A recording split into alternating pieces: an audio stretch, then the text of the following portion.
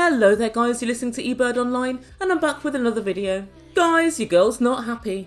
As you've probably heard, there's a 25,000 strong petition to get Big Ed off TLC.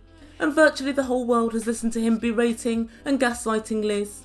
Yet Big Ed still seems to be out there living his best life. Okay, so when you have kids and their birthday's coming up, you gotta spoil them, so... Right. Tiffany, show them what I got you. Oh, nice necklace. Nice. And we've just heard that Big Ed has begun filming for the second series of The Single Life. For some bizarre reason, TLC just won't let Big Ed go. But in their defence, I suppose it could be argued they're environmentally friendly at least, for they continually run the same old tired storylines. So guys, this video is going to draw attention to Big Ed's misdeeds. And if you guys have seen the interview with John Walters and Liz, the one I referred to in the previous video, you'll be as aware as I am that Big Ed pays someone $200 a week to delete all the negative comments across his social media. That's where the comments are on, of course, which isn't many places. So as promised, I thought I'd put together a quick little video of my subscribers' comments on Big Ed, the unpopular opinions, the funniest opinions, and the downright rude. I'm loving the downright rude. Big Ed, if you're listening, you may well want to turn off your sound around about now. Just before we begin, thank you to everybody who's subscribed to my channel. I really do appreciate the support, guys. And if you haven't done so yet, please don't forget to click the notification bell so you'll see my new videos as soon as I post. And also don't forget to smash that like button if you enjoy the video. And so without further ado, I give you eBird subscribers on Big Ed. Guys, it's a pylon. So the first comment is from Jim. And guys, this comment absolutely spoke sense to me. And it reminded me that Ed's even worse than we think. Jim tells us Ed's got the ability to craft his story in the interviews with producers and we still hate him. And guys, I'd never even thought of this. How true. He's showing us his very best behaviour and we still think he's wrong and we still think he's disgusting. Imagine if Rose or Liz had similar opportunities to frame the narrative. We'd be pretty much putting a posse together to run him out of town. Well actually, I guess we probably are already. I digress. And the next comment comes from Habeas Humour. And Habeas says, I will not be watching Ed's spin-off show. And I will be protesting it every day. The eBirds loving your commitment to the protest. Let's all hope that TLC are listening. And Jenny Coyle is in complete agreement. Jesus, he's such an uber creeper. I can't believe he's getting a spin-off, especially as no one wants to see him anymore. And guys, this exact sentiment is replicated again and again and again in comments. People don't want to see Big Ed. People don't want to see someone who's been given a platform, use that platform to be able to abuse others, and use that platform to give a veneer of respectability to his personality. There is no respectability to Big Ed. He's rotten through and through. And next up we have Joan Fawns on the subject of Liz. And she says, I love that Liz is saying her side of the story. Rose did not get a chance to. At the tell-all, Flathead screamed all over her when she spoke. I hope she brings all of her evidence out, and I actually do as well. Apparently she's got a video. I would love to see the video.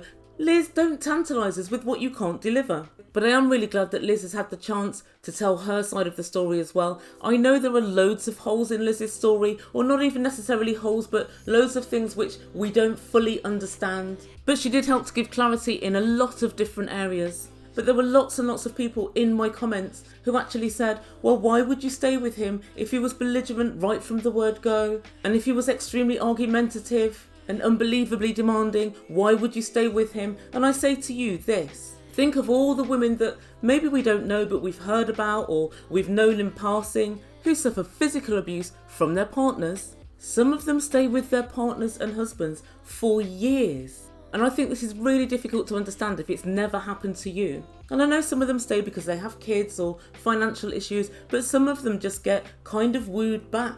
And I think Ed does a whole love bombing thing and then he sort of giveth and taketh away. And I think that is Ed's modus operandi. So don't judge Liz too harshly on the fact that she stayed with him for, 2 or 3 months whilst he was not very nice to her. I think that there are an awful lot of people in similar shoes to Liz or in even worse situations that actually stay with somebody. That it is relatively common.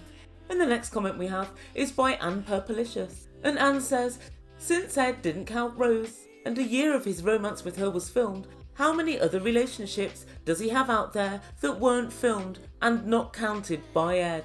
This is a great question, and sadly enough, it's one I've thought about in quite some detail.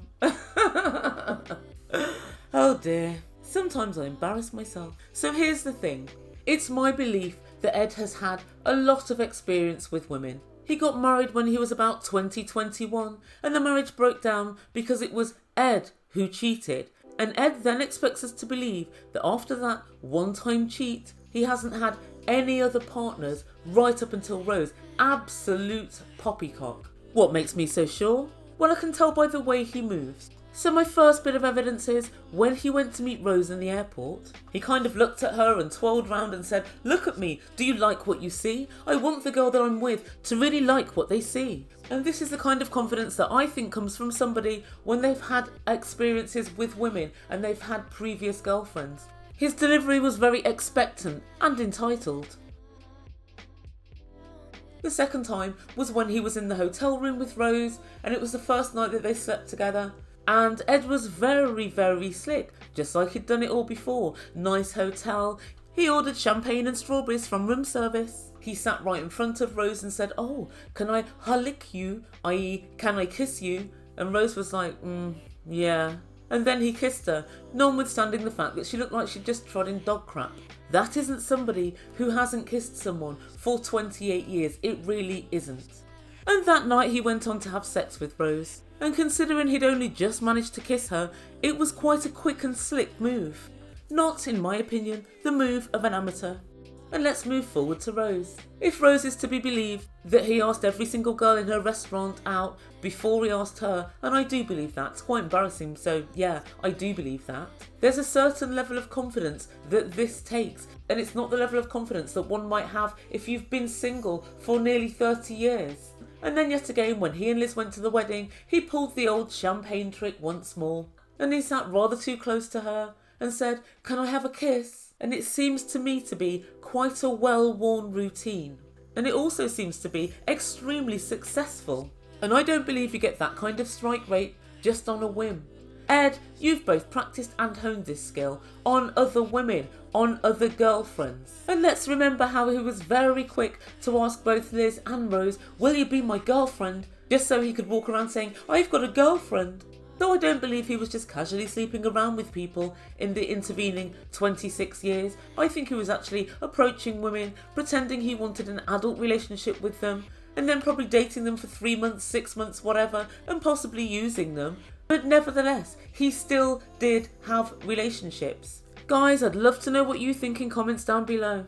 Okay, so Beloved Amore has a very good comment to make. And he says, I've decided it's a guy. He says, "That bloke is a fraud. He never had intentions of finding love, just finding fame." And I couldn't agree anymore. What really irks me and irritates me is that people always said, Rose is just looking for money and a green card. Rose was looking for safety for her and her child in the face of abject poverty. Also, Rose had enough integrity to say no to Big Ed when he said, "I'm not going to have any more kids," because she could have just come to the US, got her green card, and then moved on. She didn't do that. That shows a lot of integrity.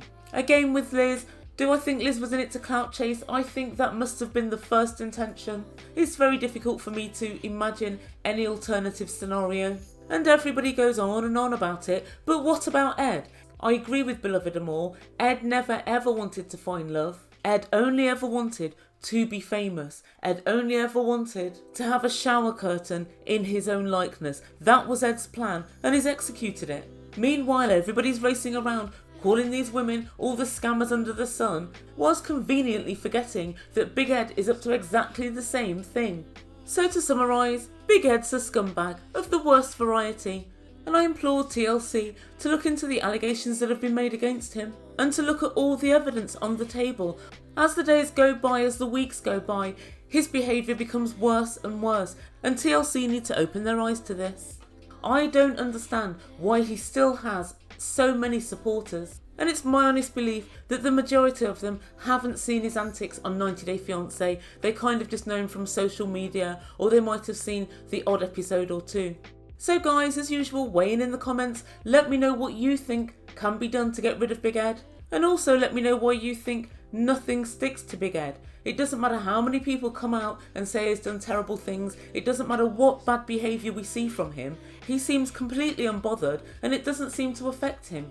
I was planning just to ignore Big Ed, but on reflection, I'm not sure it's the right strategy because there are so many supporters and fans, as he likes to call them, still riding for him. I think people need to actually speak out and speak up every time Big Ed does something wrong. Right, next on my list, Andrew of Andrew and Amira. I know I've been promising it for some time, but I'm halfway through the video and I'm hoping to get it out later today or tomorrow. So stay tuned for that. Please don't forget to like, subscribe, all of that good stuff. And make sure you hit that notification bell so you don't miss any videos. Guys, thank you so much for listening. You've been listening to Ebird Online and I bid you good day.